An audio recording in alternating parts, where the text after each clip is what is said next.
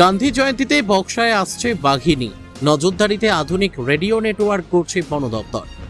আগামী ২রা অক্টোবর গান্ধী জয়ন্তীর দিন বক্সা টাইগার রিজার্ভে একটি রয়্যাল বেঙ্গল বাঘিনী ছাড়া হবে। এর মাধ্যমে শুরু হতে চলেছে পশ্চিমবঙ্গ বন দপ্তরের বহু প্রতীক্ষিত টাইগার পুনঃপ্রবর্তন প্রকল্পের প্রথম ধাপ। বাঘিনীর নিরাপত্তা ও সার্বক্ষণিক নজরদারির জন্য ইতিমধ্যেই বন দপ্তর অত্যাধুনিক নজরদারি ও যোগাযোগ ব্যবস্থা গড়ে তোলার কাজ শুরু করেছে। সোমবার রাজাভাতখাওয়া ইন্টারপ্রিটেশন সেন্টারে বনমন্ত্রী মনোজ কুমার ওরাওয়ের উপস্থিতিতে উচ্চ পর্যায়ের একটি বৈঠক প্রকল্পের অগ্রগতি ও নিরাপত্তা সংক্রান্ত প্রস্তুতির পর্যালোচনা করা হয়। বৈঠকে উপস্থিত ছিলেন বন দপ্তরের শীর্ষ আধিকারিকরাও। প্রকল্পের অংশ হিসেবে বক্সা টাইগার রিজার্ভের কোর এলাকা জুড়ে ৮টি অত্যাধুনিক রেডিও টেলিকমিউনিকেশন টাওয়ার স্থাপন করা হবে। এর ফলে বনকর্মীদের মধ্যে নির্বিচ্ছিন্ন যোগাযোগ বজায় থাকবে এবং বাঘিনীর গতিবিধি ২৪ ঘন্টা পর্যবেক্ষণ করা সম্ভব হবে। প্রায় ৭৬০ বর্গ কিলোমিটার বিস্তৃত বক্সা টাইগার রিজার্ভের কোর এলাকার অধিকাংশ অংশেই মোবাইল নেটওয়ার্ক কার্যত অচল। সেই সমস্যার সমাধানেই এই বিশেষ রেডিও যোগাযোগ ব্যবস্থা গড়ে তোলা হচ্ছে। বন দপ্তর সূত্রে জানা গিয়েছে, বাঘিনীকে প্রতিবেশী কোনো রাজ্য, সম্ভবত অসম বা বিহার থেকে আনা হতে পারে। বাঘিনীর গলায় একটি রেডিও কলার পরানো হবে, যার মাধ্যমে তার অবস্থান ও চলাচল রিয়েল টাইমে নজরদারি করা যাবে। এই কাজে বনাঞ্চলের ভেতরে 3টি বিশেষ পর্যবেক্ষণকারী দল সর্বদা মোতায়েন থাকবে। সমস্ত তথ্য একটি কেন্দ্রীয় কন্ট্রোল রুমে পৌঁছাবে, যেখানে 24 ঘন্টা নজরদারি চলবে। এক বন আধিকারিক জানান, বাঘকে জঙ্গলে ছেড়ে দিলেই দায়িত্ব শেষ হয়ে যায় না। আসল কাজ তখনই শুরু হয়। বক্সার কোর এলাকায় মোবাইল পরিষেবা প্রায় নেই বললেই চলে। তাই শক্তিশালী রেডিও যোগাযোগ ব্যবস্থাই বাঘিনীর নিরাপত্তা নিশ্চিত করার সবচেয়ে নির্ভরযোগ্য উপায়। বন দপ্তরের দাবি, নতুন রেডিও টাওয়ার চালু হলে যোগাযোগের অন্ধকার অঞ্চল দূর হবে।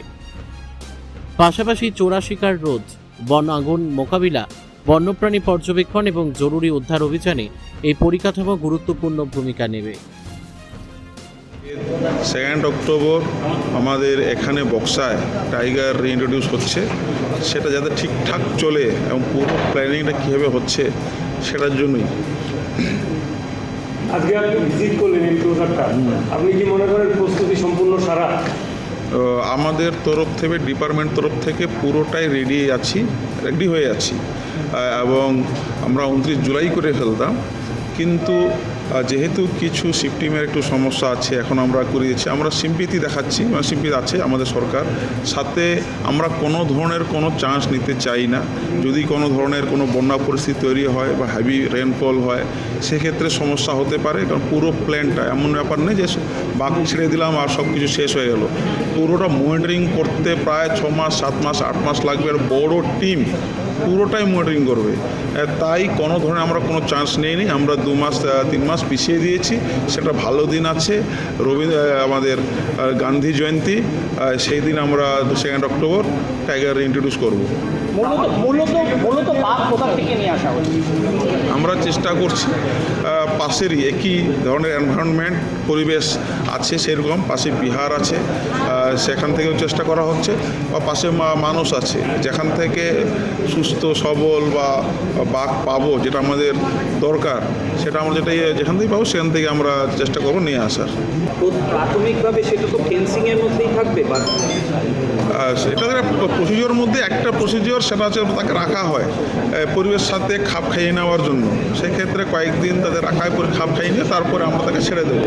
মানে এমন ব্যাপারে ফেন্সিং রাখা হবে, সেটা পরিবেশ মানিয়ে নেওয়ার জন্য তার আগেই আমরা বাঘ নিয়ে রাখবো, তারপর ছেড়ে দেবো। এই বিশাল কর্মযোগ্যে প্রচুর বনকর্মী দরকার, সেই স্টাফ কি সাফিসিয়েন্ট আছে? হ্যাঁ, একদম ঠিক আছে।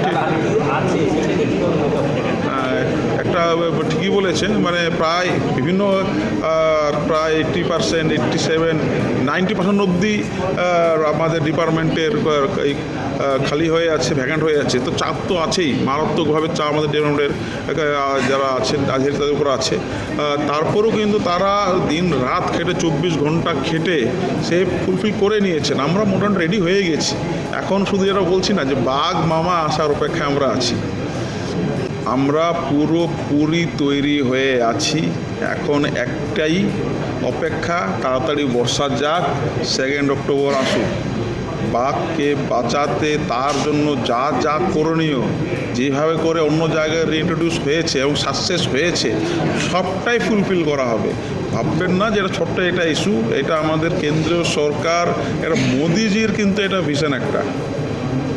তাই আমরা সে কেন্দ্রীয় নেতৃত্ব সাহায্য পাচ্ছি, আমরাও আছি, আমাদের ডিপার্টমেন্টে যারা আছেন তারা 24 ঘন্টা কাজ করছে এবং আমরা এটাকে সাকসেস করিয়েই ছাড়ব। মেল বাঘ কি ফিমেল?